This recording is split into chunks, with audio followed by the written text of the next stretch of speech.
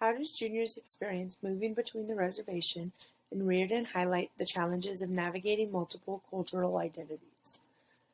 Provide at least two specific examples and then make one connection. Junior's experience moving between the reservation and Reardon had multiple challenges cross-culturally and like the identifications. First, when he first got there, Penelope asked him what his name was, and he said Junior, and like for any other person that would have been like a normal conversation, like, hey, I'm Junior, and it would have been moved on. But Junior stated that there are no white people in Reardon named Junior, but it's a common Indian name, and that there's at least 17 guys on the reservation named this. This was just something that stood out and like showed the cross-cultural identity as it's something to be thankful for because it's not their normal and it's just his name. Another thing was when Penelope asked Junior where he was from, and he said the reservation, and her response was that made sense because he had the way he talked, because he has an Indian slur. Clearly, we know that Junior is from a poor reservation. Like, reservations don't really do anything but drink and party and dance. And so their school doesn't provide the information for the students that they should. So it highlighted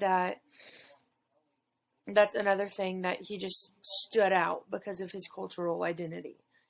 Junior stated after that he didn't speak for days because of it.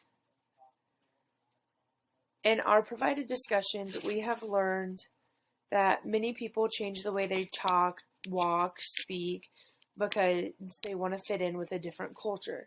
And although Junior didn't state that he wanted to change it, him not talking for days showed that he was ashamed of his culture and he wanted to hide it. He wanted to be like the other people. It never states that he's changing himself because of it, but it could have made him want to and feel like he needed to. In these chapters, there are several examples that highlight microaggressions and or racism. Provide at least one specific example and discuss how this impacted you. One example of microaggression racism in this is when Roger asked Junior if he wanted to hear a joke.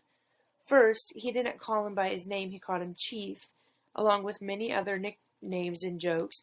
And the joke was something along the line of, Indians are proof that black people sleep with buffalo. As, in my standpoint, I couldn't imagine I was reading those lines, let alone somebody saying that to an Indian's face. I don't understand how people think that way, and how people, I didn't really get the saying, but I got that, that wasn't okay. He should have never said that.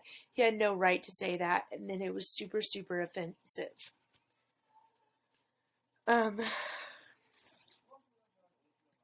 I just don't know how Roger felt that was okay, but I felt so proud of Junior for standing up for himself and setting the line and showing Roger that he needed to respect him and that wasn't okay to say. What is one theme, idea, or moment that stood out to you from these chapters? Describe your thoughts and takeaways. A moment that stood out to me from these chapters is when Junior asked Gordy to be friends. I know from his standpoint that was probably one of the hardest and humiliating things he could do, because if he told him no, that would just set him down. It would have hurt. It would have made him feel more depressed and lonely, and it would have just stung. And I was surprised that Gordy said yes.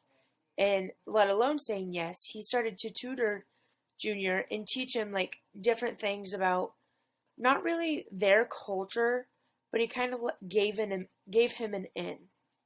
And one thing that really stood out to me is when Gordy told Junior, if you're good at it and you love it and it helps you navigate the river of this world, then it can't be wrong.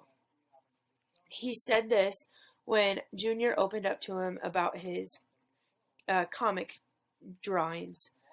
He Junior stated previously in the book that he doesn't tell anybody about it. Like, he hides it. It's like his secret thing. And it just shows that no matter what culture you're from, no matter what your beliefs are, you should always have your hobbies and be proud of your hobbies, because they're how you see the world. They're how you navigate the world. They're how you learn about the world. And I just thought that this was such a good thing that needed to be discussed with like everybody, that your hobbies are important to you and they're not just a silly little thing, and everybody has them, and you shouldn't be ashamed that you're learning the world.